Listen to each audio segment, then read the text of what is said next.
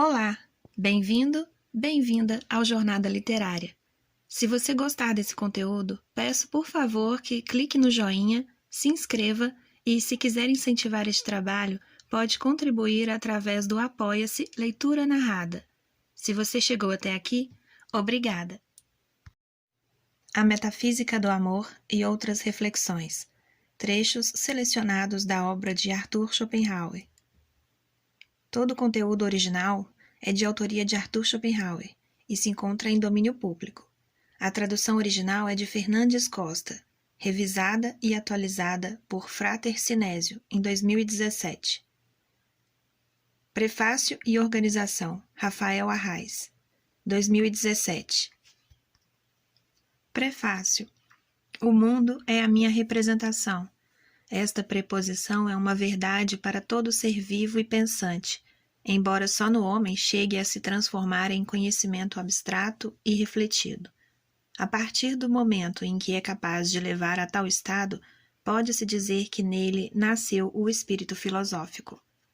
Possui então a inteira certeza de não conhecer nenhum sol, nenhuma terra, mas tão somente olhos que contemplam este sol, mãos que acariciam esta terra. Numa palavra, ele sabe que o mundo que o cerca existe apenas como representação, na sua relação com o ser que o perceber, que é o homem ele mesmo. Nenhuma verdade é, portanto, mais certa, mais absoluta, mais evidente do que esta. Tudo o que existe, existe para o pensamento, isto é, o universo inteiro é tão somente um objeto em relação a um sujeito, apenas percepção, em relação a um espírito que o percebe, ou seja, é pura representação. Esta lei naturalmente se aplica a todo o presente, a todo o passado e a todo o futuro, tanto àquilo que está longe como ao que está próximo de nós, visto que ela também é verdadeira para o próprio tempo e o próprio espaço, graças aos quais as representações particulares se distanciam umas das outras. Tudo o que o mundo encerra ou pode encerrar depende necessariamente do sujeito que o percebe e existe exclusivamente para tal. Assim, o mundo é a representação. Apesar de haver muitas vezes dialogado com o velho Platão e com seu conterrâneo e predecessor na linhagem dos grandes filósofos alemães, Immanuel Kant foi na sabedoria oriental que Arthur Schopenhauer encontrou sua fonte eterna. Mais precisamente nos Vedas hindus e no Bhagavad Gita, o ápice de toda a sua filosofia. Não é o que a academia gosta de lembrar, mas toda a obra de Schopenhauer, a começar pela sua obra-prima, O Mundo como Vontade e Representação, abre parênteses, do qual tiramos o trecho inicial deste prefácio, fecha parênteses, é nada mais do que um comentário dos Vedas, e em diversas passagens o autor não lhes economiza elogios. Se o mundo é nossa representação, o mundo nada mais é do que Maya, a ilusão, a transitoriedade e a impermanência são, portanto, suas características primordiais. Neste mundo cheio de desejos que, de fato, nunca serão totalmente satisfeitos, tudo o que podemos experimentar é a dor e a angústia de uma grande insatisfação, um vazio no peito, uma sensação estranha de que nada tem realmente um sentido de ser. Foi por conclusões assim que Schopenhauer foi chamado de o filósofo do pessimismo. No entanto, há também a vontade, a coisa em si, a essência da realidade, a ânsia da vida por si mesmo, abre parênteses, como chamaria mais tarde o poeta Khalil Gibran, fecha parênteses. Perto dela, somos como marionetes, a cumprir o seu maior e mais grandioso objetivo, perpetuar a vida. Para o pensador alemão, tudo o que fazemos em Maya é executar a vontade da própria vida de se reproduzir, e reproduzir, e reproduzir, infatigavelmente. No fundo, somos todos como espelhos apontados para uma só vontade, comandados pelo instinto, e por conta de nossa razão e intuição empoeiradas, incapazes de observar e refletir a sua luz sagrada. Schopenhauer encontrou nas tradições do hinduísmo, do budismo e até mesmo do misticismo cristão o caminho possível para vencer esta representação ilusória e impermanente e nos voltarmos para a eternidade, um pensamento de cada vez. A questão é que, apesar de seus extraordinários esforços, o filósofo ainda foi limitado pelas palavras, pela linguagem, pela racionalidade tão comum no Ocidente. Assim, talvez tenham sido poucos aos que chegaram a compreender que o seu pessimismo era antes um chamamento, um incentivo a que nós mesmos nos arriscássemos também a abandonar Maya, rumo ao Nirvana, rumo à vontade, rumo ao que em realidade existe, sempre existiu e sempre há de existir. Mas isso ainda seria filosofia? Não sei bem. Fato é que Schopenhauer tão pouco esteve preocupado com tais classificações. No fim das contas, tudo pode ser resumido em algumas poucas reflexões. O mundo é a minha representação, mas é possível transcender esta representação? E, em sendo, é possível descrever tal transcendência com palavras? Em suma, é possível relatar a face da eternidade? Talvez tais perguntas só possam mesmo ser respondidas pelo ser que se aventura neste caminho, e se forem de fato respondidas, temo que só mesmo ele, o caminhante, consiga compreender as respostas. Então, não custa nada tentarmos seguir neste caminho também. Talvez esta leitura de trechos selecionados das grandes obras de Schopenhauer, O Mundo como Vontade, Representação, Parerga e Paralipomena, seja só um vigoroso primeiro passo, ou, quem sabe, mais um proveitoso material de consulta para os aventureiros. Boa viagem! Uma breve nota sobre Schopenhauer e as mulheres. Muitos leitores, principalmente as mulheres, podem ficar até mesmo chocados com a forma grosseira com que Schopenhauer trata de alguns assuntos nos textos que se seguirão. É preciso considerar que cada escritor viveu em sua própria época, sob os seus costumes e preconceitos. Schopenhauer viveu numa Europa onde a maioria das mulheres ainda não havia tido a oportunidade de estudar e trabalhar, além de não terem acesso aos métodos anticoncepcionais modernos. Creio que o velho alemão ficaria muito surpreendido com as filósofas de hoje em dia. Talvez tivesse mesmo que revisar muito o que supôs como certo. Mesmo considerando a época em que viveu, entre os séculos XVIII e XIX, também é necessário lembrar que Schopenhauer não teve exatamente uma vida amorosa bem-sucedida. Em 1821, aos 33 anos, ele conheceu uma mulher que gostou dele. Era uma cantora de 19 anos chamada Caroline Medon, mas ele nunca quis formalizar a relação, provavelmente pela profunda descrença que nutria sobre a possibilidade de ser feliz num casamento. Após 10 anos de idas e vindas, este relacionamento findou, e é provável que ele nunca mais tenha chegado a amar alguém como a amou.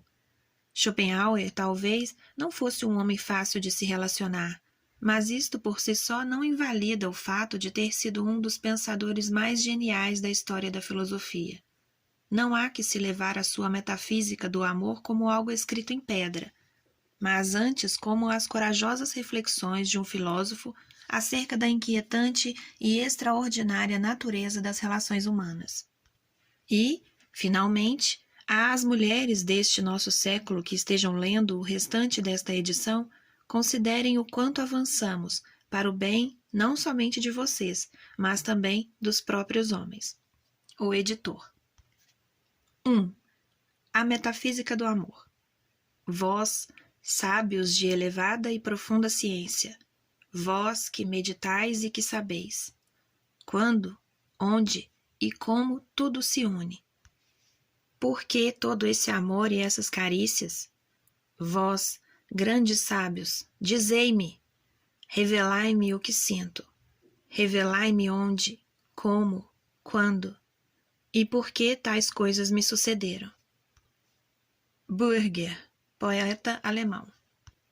Geralmente, estamos habituados a ver os poetas fazerem da sua principal ocupação a de descrever o amor. É este o assunto principal de todas as obras dramáticas, trágicas ou cômicas, românticas ou clássicas, tanto na Índia como na Europa.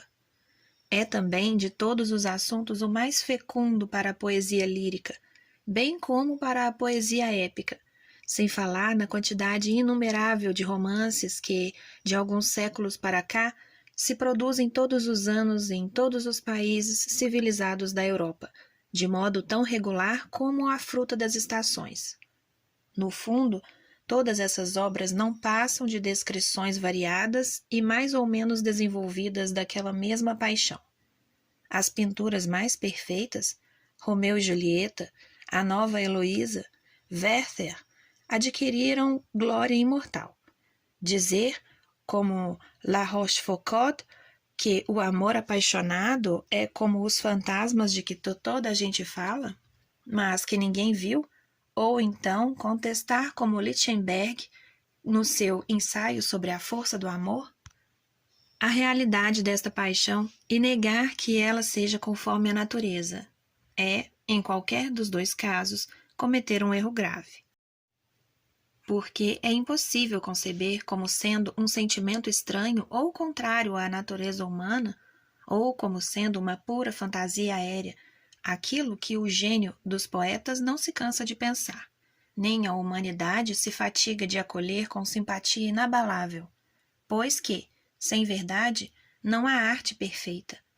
Ora, a experiência geral, embora não se renove todos os dias, prova que uma inclinação viva e ainda governável pode, sob o império de certas circunstâncias, crescer e ultrapassar pela violência todas as outras paixões.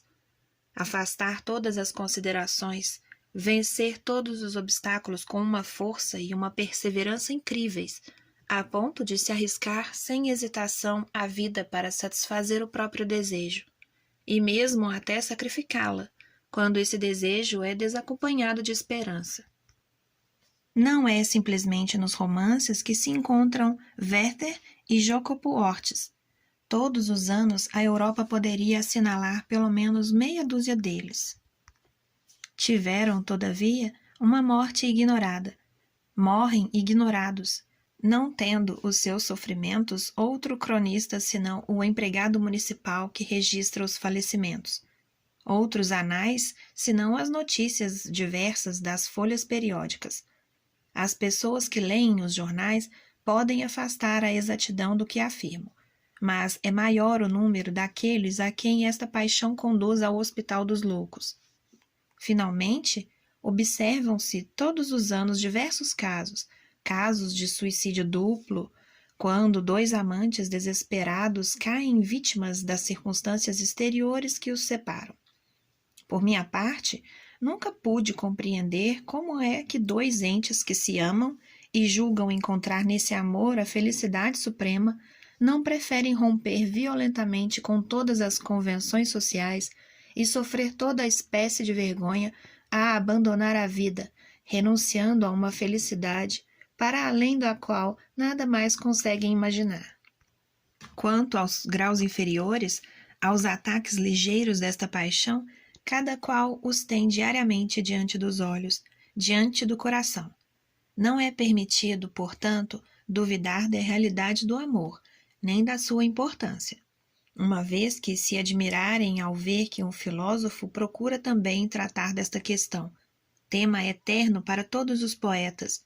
Mais surpresos deveriam estar ao perceber que tal questão, que desempenha um papel tão essencial na vida humana, tem sido até o presente desprezada pelos filósofos e está aqui, à nossa frente, ainda como matéria nova. De todos os filósofos, foi Platão o que mais se ocupou do amor, sobretudo no Banquete e no Fedro. O que ele disse a este respeito pertence aos domínios do mito, fábulas e recriações do espírito, e é relativo, sobretudo, ao amor grego. O pouco que dele diz Rousseau, no discurso acerca da desigualdade, é falso e insuficiente. Kant, na terceira parte do Tratado sobre o Sentimento do Belo e do Sublime, encara um assunto, desta ordem, de um modo excessivamente superficial e, por vezes, inexato, como quem dele nada percebia. Platner, na sua antropologia, apenas nos apresenta ideais medíocres e sem elevação. A definição de Spinoza merece que a citemos por causa de sua extrema ingenuidade. O amor é uma cócega que vem junto da ideia de uma causa exterior. Portanto, não tenho nem que me servir dos meus predecessores, nem que refutá-los. Não foi pelos livros, foi pela observação da vida exterior que este assunto se impôs sobre mim e tomou por si mesmo o seu lugar no conjunto das minhas considerações sobre o mundo. Não espero nem aprovação, nem elogio dos apaixonados que procuram naturalmente expressar pelas imagens mais sublimes e mais etéreas a necessidade dos seus sentimentos. Para esses, o meu ponto de vista há de parecer excessivamente material, por mais metafísico e transcendente que seja no fundo. Antes de me julgarem, deviam se lembrar de que se exaltam hoje em canções e sonetos o objeto de seu amor. Este apenas obteria deles um ligeiro olhar se houvesse nascido 18 anos mais cedo. Porque toda a paixão, por mais etérea que possa parecer, tem todas as suas raízes no instinto natural dos sexos, e até mesmo não é outra coisa senão esse instinto especializado, determinado e inteiramente individualizado. Assim sendo, reflita que, se observar o papel importante que o amor em todos os seus graus e em todos os seus cambiantes desempenha, não somente nas comédias e nos romances, mas também no mundo real, onde é, com o amor da vida, a mais poderosa e a mais ativa de todas as molas. Se reparar que ele ocupa continuamente as forças da parte mais jovem da humanidade, que é o alvo definitivo de quase todo o esforço humano, que tem uma influência perturbadora sobre os negócios mais importantes, que a toda a hora interrompe as mais sérias ocupações, que muitas vezes desnorteia por bastante tempo os espíritos mais elevados, que não tem nenhuma cerimônia em intervir com as suas frivolidades nas negociações diplomáticas e nos trabalhos dos sábios, perturbando umas e outras, que é mesmo hábil em insinuar as suas cartinhas ternas e os seus anéisinhos de cabelo até nas pastas dos ministros e nos manuscritos dos filósofos, o que não o impede de ser cada dia o promotor dos piores e mais confusos negócios, que rompe as relações mais preciosas, quebra os laços mais sólidos, tem por vítima ora a vida, ou a saúde, ora a riqueza, as normas sociais e a felicidade, que faz do homem honrado um homem sem honra, do fiel um traidor, que parece ser assim como um demônio malfazejo que se esforça por transtornar tudo, por embrulhar e por destruir tudo. Há, então, vontade de exclamar: para que é tanto barulho?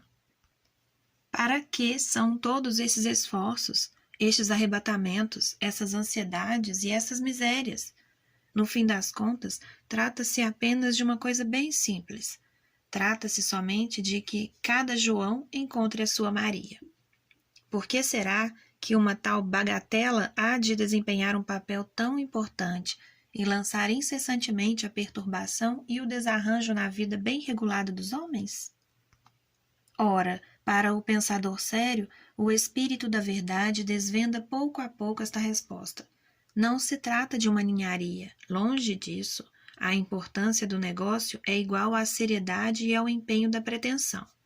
O fim definitivo de toda a empresa amorosa, quer ela penda para o trágico ou para o cômico, é realmente o que há de mais importante nas diversas aspirações da vida humana, e merece a seriedade profunda com que cada um nela se empenha.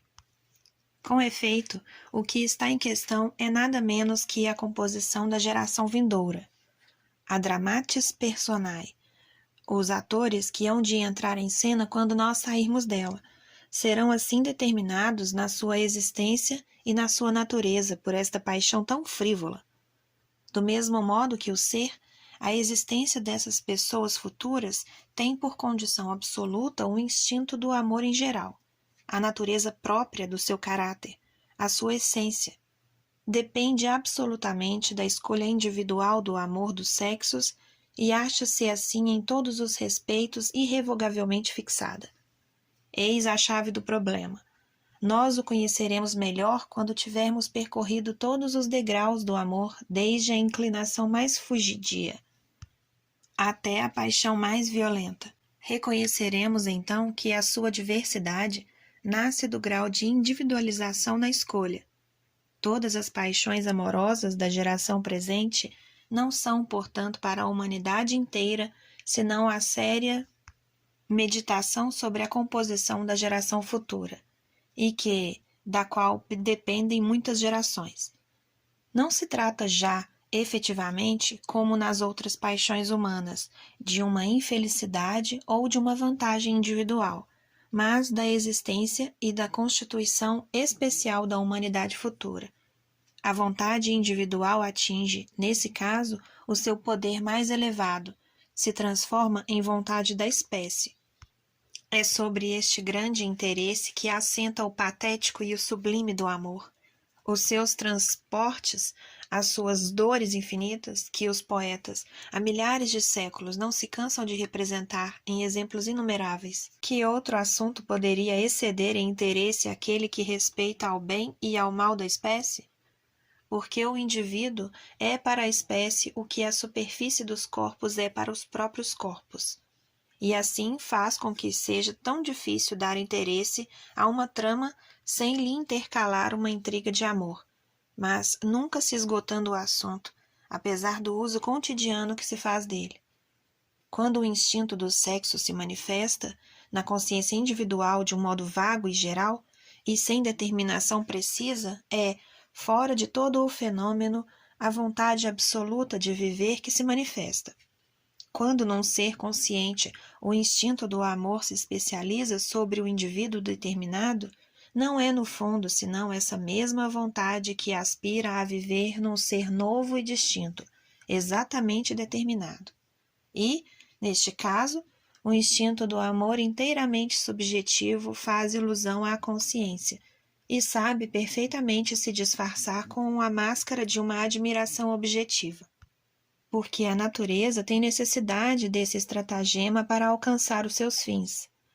Por desinteressada e ideal que possa parecer a admiração por uma pessoa amada, o alvo final é, na realidade, a criação de um ser novo determinado na sua natureza, o que prova que o amor não se contenta com um sentimento recíproco, mas exige a posse mesma, o essencial, isto é, o gozo físico. A certeza de ser amado não poderia consolar da privação daquela que se ama, e em casos destes mais de um apaixonado tem feito saltar os miolos. Pelo contrário, sucede que, não podendo ser retribuídos, indivíduos muito apaixonados se satisfazem com a posse, isto é, com o gozo físico. É este o caso de todos os casamentos obrigados, dos amores venais ou dos obtidos por violência. A geração de algum filho é esse o fim único, verdadeiro de todo o romance de amor, embora os amorosos não o percebam conscientemente. A entrega que conduz ao desenlace é uma coisa acessória. As almas nobres, sentimentais, ternamente enamoradas, bem podem protestar aqui contra o áspero realismo da minha doutrina. Os seus protestos não têm razão de ser. A constituição e o caráter preciso e determinado de geração futura não serão um fim infinitamente mais elevado, infinitamente mais nobre do que os seus sentimentos impossíveis e as suas quimeras ideais? Ora, entre todos os fins a que mira a vida humana, pode haver algum mais considerável? Só esse explica as profundas ardências do amor, a gravidade do papel que ele desempenha, a importância que comunica aos mais ligeiros incidentes. Não se deve perder de vista este fim real. Se quiser ter a explicação de tantos manejos, tantos rodeios, tantos esforços, tantos tormentos infinitos para obter o ente amado, quando, à primeira vista, parecem tão desproporcionados. Pois é a geração do porvir na sua determinação absolutamente individual, que se impulsiona para a existência através destas penas e destes esforços. Sim, É ela própria que já se agita na escolha circunspecta, determinada, pertinaz, com que se procura satisfazer esse instinto que se chama o amor. E já a vontade de viver do indivíduo novo, que os amantes podem e desejam gerar, já no entrecruzamento dos seus olhares carregados de desejos se ateia uma vida nova, se anuncia um ser futuro, criação completa, harmoniosa. Aspiram a uma união verdadeira, à fusão num ser único. Esse ente que vão gerar será como que o prolongamento da sua existência, será a plenitude dela. Nele continuarão a viver, fundidas e reunidas, as qualidades hereditárias dos pais. Pelo contrário, uma antipatia recíproca e obstinada entre um homem e uma mulher é indício certo de que não podiam gerar senão um ente mal constituído, sem harmonia e defeituoso. Foi por isso que Calderon, com um senso profundo, representou a cruel Semiramis, a quem chama um filho de Ar, como fruto de um estupro, seguido pelo assassinato do marido. Esta força soberana que atrai exclusivamente um para o outro dois indivíduos de diferente sexo é a vontade de viver manifestada em toda a espécie. Procura se realizar, segundo os seus fins, na criança que deles deve nascer. Herdará do pai a vontade ou o caráter, da mãe a inteligência, de ambos a sua constituição física, reproduzindo as feições do pai, lembrando a estatura e forma da mãe. Se é difícil explicar o caráter inteiramente especial e exclusivamente individual de cada homem, não é menos difícil compreender o sentimento igualmente particular e exclusivo que arrasta duas pessoas uma para a outra. No fundo, estas duas coisas são uma e a mesma. A paixão é implicitamente o que, individualmente, é explicitamente. O primeiro passo para a existência, o verdadeiro ponto saliente da vida, é, na realidade, um instante em que nossos pais começam a amar-se, se entusiasmarem um pelo outro. Segundo uma admirável expressão inglesa, e, como dissemos, é do encontro e da união de seus ardentes olhares que nasce o primeiro gérmen de ente novo. Gérmen frágil, pronto a desaparecer como todos os gérmens. Este novo indivíduo é, de algum modo, uma nova ideia platônica, e, como todas as ideias fazem um esforço violento para chegarem a se manifestar no mundo dos fenômenos, ávidas de tomar a matéria favorável que a lei da causalidade lhes distribui em partilha. Do mesmo modo, esta ideia particular de uma individualidade humana tende com uma violência e um ardor extremos a se realizar num fenômeno. Esta energia, esta impetuosidade, é justamente a paixão que os dois pais futuros sentem um pelo outro. Tem graus infinitos, cujos dois extremos poderiam ser designados sob o nome do amor vulgar e do amor divino. Mas, quanto à essência do amor, é em toda a parte e sempre a mesma.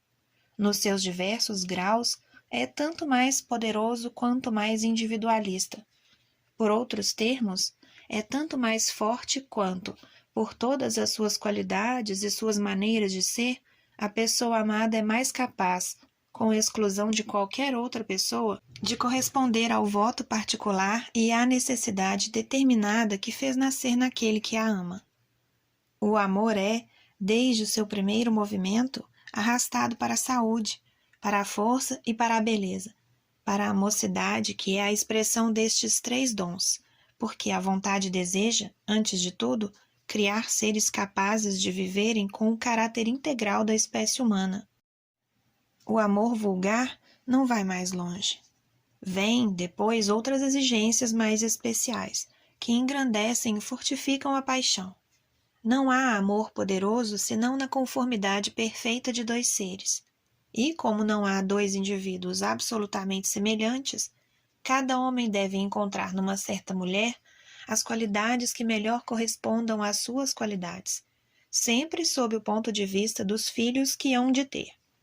Quanto mais raro é este encontro, mais raro é também o amor verdadeiramente apaixonado. É precisamente porque cada um de nós traz latente esse grande amor, que compreende a pintura que dele nos faz o gênio dos poetas. Justamente porque esta paixão no amor visa de um modo exclusivo ao ser futuro e às qualidades que ele deve ter. Pode suceder que, entre um homem e uma mulher jovens, aliás, agradáveis e bem-feitos, uma simpatia de sentimento, de caráter e de espírito faça nascer uma amizade estranha ao amor. Pode mesmo acontecer que, neste último ponto, haja entre eles uma certa antipatia. A razão disso está em que a criança, que deles haveria de nascer, faltaria harmonia intelectual ou física. Numa palavra, a sua existência e a sua constituição não corresponderiam aos planos que se propõem à vontade de viver, no interesse da espécie. Pode acontecer, pelo contrário, que, a despeito da repugnância e até da aversão que daí resultam, o amor, contudo, nasça e subsista, por não deixar ver essas incompatibilidades. Se daí resultar um casamento, esse casamento há de necessariamente ser muito infeliz. Vamos agora ao fundo das coisas. O egoísmo em cada homem tem raízes tão profundas que os motivos egoístas são os únicos com os quais podemos contar com segurança para excitar a atividade de um ser individual. A espécie, verdade seja, tem sobre o indivíduo um direito anterior mais imediato e mais considerável do que a individualidade efêmera. Contudo, quando é necessário que o indivíduo atue e se sacrifique pela conservação e desenvolvimento da espécie, a sua inteligência, toda dirigida para as aspirações individuais, tem dificuldade em compreender a necessidade desse sacrifício e em se lhe submeter logo. Para alcançar o seu fim, é preciso que a natureza alucine o indivíduo por meio de alguma ilusão, em virtude da qual ele veja a sua própria felicidade naquilo que, realmente, não é mais do que o bem da espécie. O indivíduo se torna, deste modo, escravo inconsciente da natureza, no momento em que julga obedecer apenas os seus desejos. Uma pura quimera, rapidamente desvanecida, flutua diante dos seus olhos e o faz atuar. Essa ilusão vem a ser um instinto. É ele quem, na maior parte dos casos, representa o sentido da espécie, os interesses da espécie perante a vontade. Mas aqui, como a vontade se tornou individual, deve ser iludida de tal modo que perceba pelo sentido da espécie.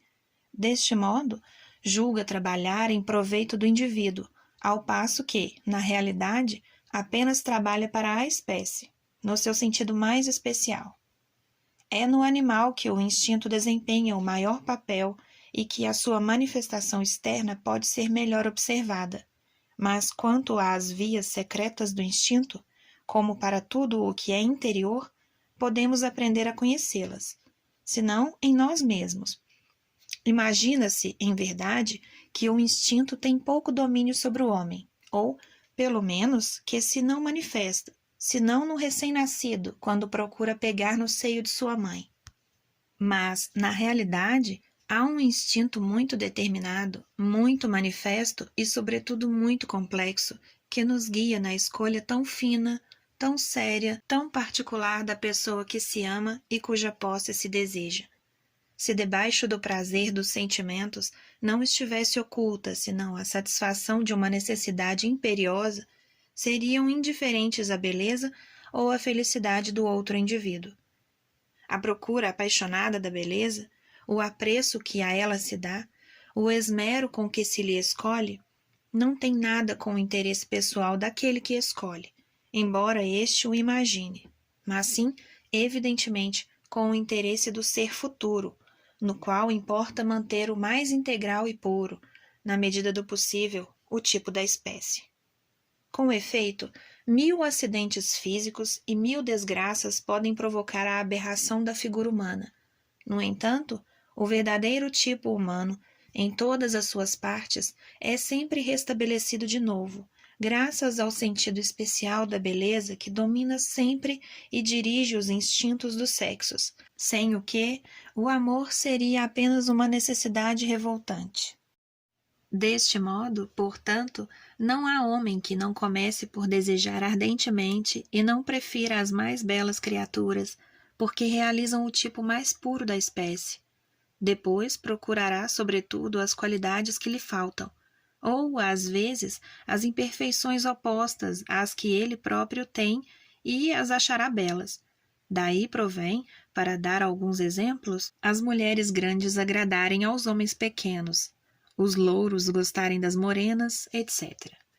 O entusiasmo vertiginoso que se apodera do homem ao observar uma mulher cuja beleza corresponde a seu ideal e faz brilhar em seus olhos a miragem da felicidade suprema, imaginando a possibilidade de vir a se unir com ela, não é outra coisa senão o sentido da espécie que reconhece a sua característica brilhante e clara, e que gostaria de se perpetuar através dela. Estas considerações derramam luz intensa sobre a natureza íntima de todo o instinto. Como se vê aqui, o seu papel consiste quase sempre em fazer mover o indivíduo para o bem da espécie, porque, evidentemente, a solicitude que um inseto emprega para encontrar uma certa flor, um certo fruto, um excremento ou um bocado de carne, ou então o ichneumonidio, a larva de um outro inseto para depor aí os seus ovos e não noutra parte, e a sua indiferença pela fadiga ou pelo perigo quando se trata de o conseguir, são muitos análogos à preferência exclusiva do homem por uma certa mulher, por aquela cuja natureza individual corresponde à sua.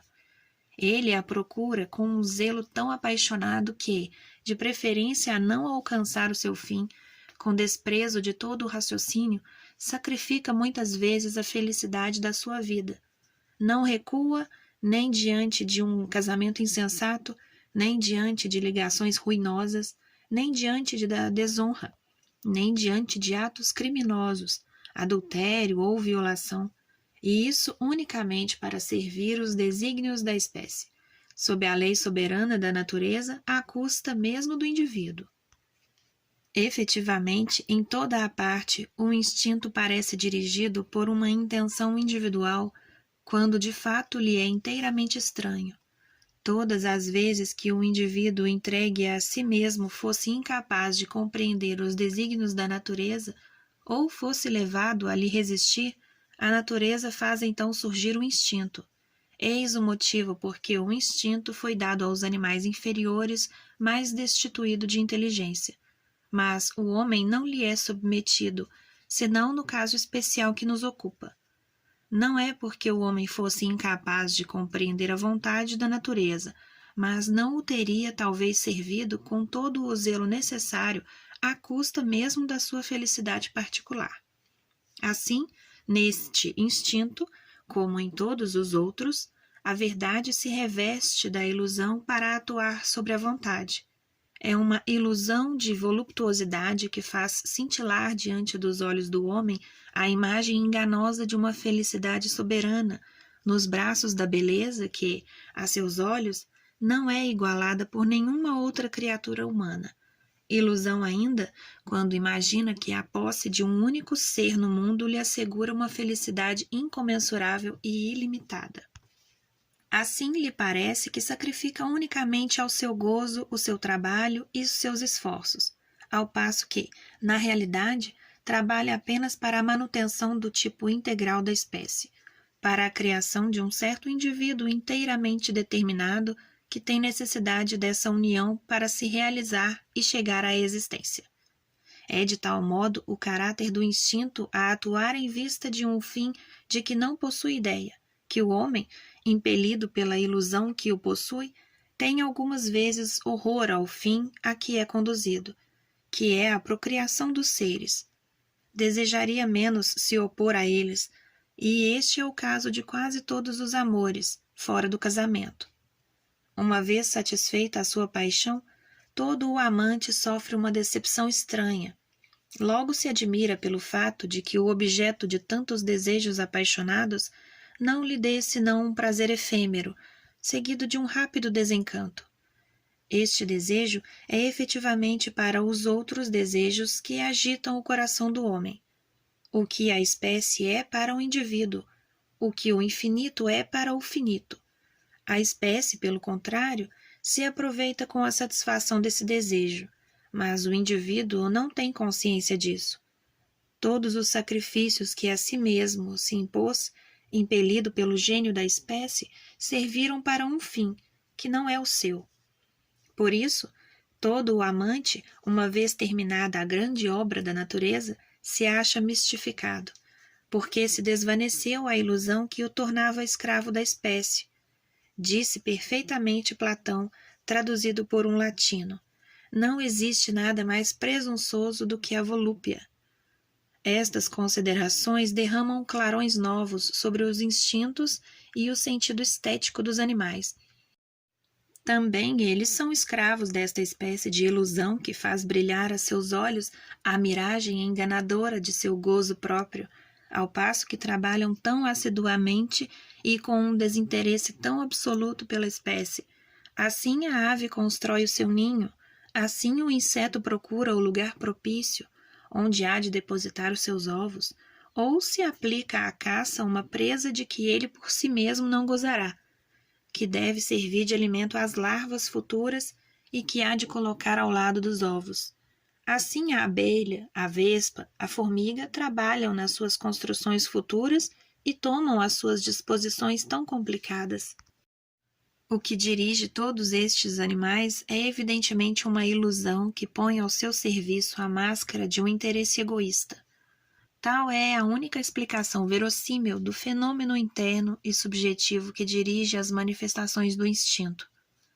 Mas se observarmos as coisas pelo exterior, notamos nos animais mais escravos do instinto, sobretudo nos insetos, um predomínio do sistema ganglionar, isto é, do sistema nervoso subjetivo sobre o sistema cerebral ou objetivo, de onde é forçoso concluir que os animais são impelidos, não tanto por uma inteligência objetiva e exata, como por representações subjetivas, excitando desejos que nascem da ação do sistema ganglionar sobre o cérebro, o que prova que estão sob o império de uma espécie de ilusão, e tal será a marcha fisiológica do instinto.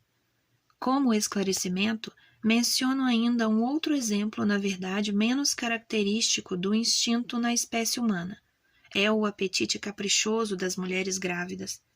Parece nascer de que o sustento do embrião exige muitas vezes uma modificação particular ou determinada do sangue que aflui para ele. Então a alimentação mais favorável se apresenta imediatamente ao espírito da mulher grávida como objeto de um desejo vivo. É ainda uma ilusão. A mulher teria, portanto, mais um instinto do que o homem. O sistema ganglionar é também muito mais desenvolvido nela. O predomínio excessivo do cérebro explica como é que o homem tem menos instinto que os irracionais e como é que os seus instintos podem algumas vezes se desvairar. Assim, por exemplo, o sentido da beleza que dirige a escolha na procura do amor se desvaira quando degenera em vício contra a natureza. Do mesmo modo, uma certa mosca, em vez de pôr seus ovos, segundo a conformidade do seu instinto, numa carne em decomposição, depõe-nos na flor do Arum dracunculus, desvairada pelo cheiro cadavérico desta planta. O amor tem, pois, sempre para fundamento um instinto dirigido para a reprodução da espécie. Esta verdade nos parecerá mais clara, até a evidência, se examinarmos a questão nos seus pormenores, como vamos fazer.